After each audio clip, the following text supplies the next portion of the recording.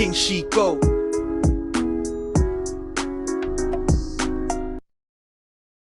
Assalaamu calaykum waraxmatullaahi wabarakaatu. Anigu magacaygu waa Sucaad. Maalintii dhawaato waxaan arkay ayaa aad uga naxay. Markii anoo soo socda oo isdhahaya sariirta fiiri oo markaas sariirta fiiriyay waxaan ku arkay wixii adduunka igu naxdinta badnaa. Waxaan ku arkay ninkaygii oo sariirta jiifa. Anoo baqaya ayaa dib uga durqay anoo fiirinaya inuu meydkiisa camal oo kale inuu yahay. Kadib telefoonkayga ayaan soo qabsaday waxaan wacay ninkaygii. Markuu iga qabtay ayaa waxay igu noqotay la yaab. Anoo shogsan ayaa wuxuu igu dhahay Sucaad see tahay wax dhib miyaa jira ii sheeg. Waa u jawaabay wax hadalaa waa sii waayay. Aad ayaa u shoogay anoo fiirinaya meydka. Aniga waan yaabay.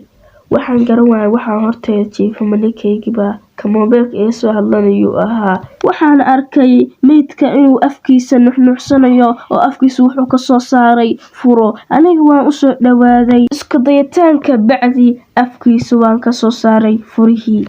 Afkiisa waxaan ka soo saaray furihiisa. Ma garanayo furahan wuxuu yahay xagee uu ku imaaday. Aniga waan yaabanahay.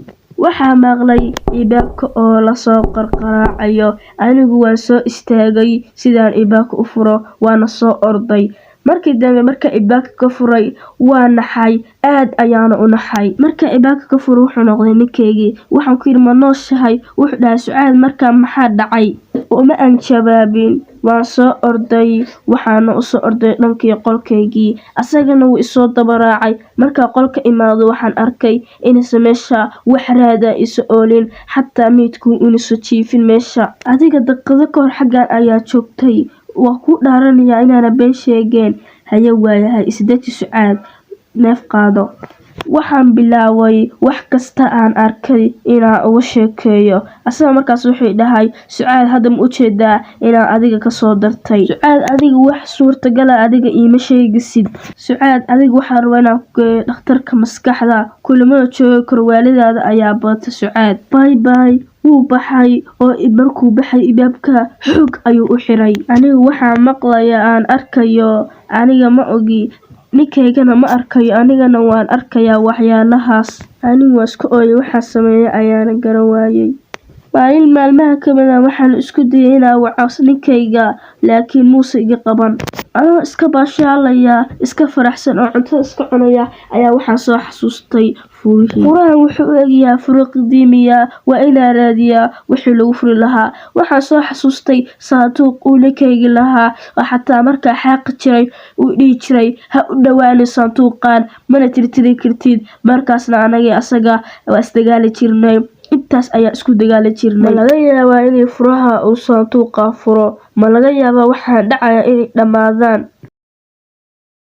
Waxaan u dhaqaaqay sanduuqa dhankiisa. Furaha ayaan ku tijaabiyay. Alxamdulillaah wuu ii furmay laakiin waxaan arkay waraaqado aad u tiro badan. Meeshan waxaa ka buuxa waraaqado aad u tiro badan. Aniga markii dambe waxaan bilaaway waraaqadaha inaan hal u akhriyo. Markii dambe waxaan ka helay waraaqad address ku yaal iyo magac. Magacaas waxaa ku qornaa Cabdiraxmaan. Markii dambe aniga waan saaxday. Subaxdii markii la gaaray taxi ayaan soo qaatay waxaan imaaday ciwaankii waraaqada ku yaalay. Markaan guriga soo istaagay ibaabka wuu isfuray. Nin waxaa maqlay dhahaya Sucaad soo gal. Wax badan ayaan ku sugayay. Markii dambe guriga ayaan gudaha u soo galay. Markii dambe ibaabka ayaa isxiray oo markuu ibaabka isxiray wax badan ayaan kugu arkay Sucaad riyada laakiin waa ogahay waxaa rabtid ee waraaqada ii soo dhiib. Markii dambe waraaqada ayaan siiyay. Wixii waraaqada ka yaalay ayuu akhriyay. Markaas ayaa waxaa maqlay wax galaasheeda taagan oo neeftiisa. Markii dambe waxay bilaaween in aniga dhawarkayga i salaxaan iyo timahayga.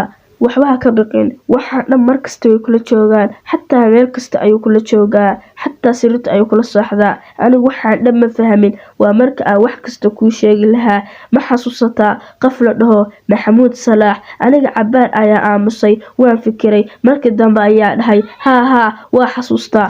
Wuxuu ahaa saaxiibkayga jaamacadda. Wuxuu iga dalbaday inaan guursado, laakiin aniga ma jeclayn. Maalintaas ayuu ugu dambeysay, maalin kale ma arkin. Cabdiraxmaan intuu qoslay ayuu dhahay say igu dhahdaa maalintaas ma arkin, guriga ayuu kula degan yahay be. Maxaad tiraahday? waxaa dhan ka dambeeyay ninkaaga. War wax wala ayaad tahay, hadda ayaan kaa tegayaa. May hadda ayaa wax kasta kuu sheegayaa, ha tagin. Subuucyadii lasoo dhaafay markasta aan soo xariyada ayaan kugu arkaa. Maalin maalmaha ka mid ah Maxamuud Salaax ayaa ii imid. Wuxuu iga dalbaday buugga sixirka. Maxamuud Salaax sixirka bili ayuu baranayay, haddana wuu iska joojiyay siduu adiga kaaga aargoosto. Waayo anigu maxaa ku sameeyay oo muxuu ii aargoosanayaa? Maxaa sheekada soo geliyay? Mehe waxaa maskaxdaada gashatay wixii sariirta hoosteeda ku jira waa ninkaaga. Ninkii kula noolaa wuxuu ahaa Maxamuud Salaax. Adiga ma wala tahay? Way igu ciyaaraysaa. mawduuca sida u fahatay ma aha. Ninkaaga ayuu soo afduubtay, kadib wuxuu ku akhriyay sixir, kadib wuxuu iska soo dhigay wejigiisoo kale. Saas ayuu kula noolaa. Ninkaaga kulama noolin, waxaa kula noolaa ninkaas Maxamuud Salaax. Ninkaagana asaga ayaa haystay. Ninkii isil celiya oo guriga ii gadi waayay, kaas ninkayga ma helmiyaa? Kii sariirta hoosteeda ku jira miyaa ninkayga ah? Saas ayaa idhihi rabtaa? waa ku baryaa waxa dhanba furfuri kartaa. Marka hore waa inaan helnaa Axmed jirkiisa sida ugu furfurno sixirka. Fadlan waa ku baryayaa, ma ii raaci kartaa gurigayga? Haya waayahay.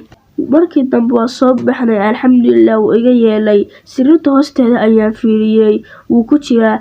Waa soo bixi waynay. Markii dambe waxa ila caawiyay Cabdiraxmaan. Kabacdi waa soo bixinay. Cabdiraxmaan ayaa bilaabay wax buug ku yaala inuu ku akhriyo, laakiin wax faa'iida kamaan arkin, waxbana isma aan bedelin.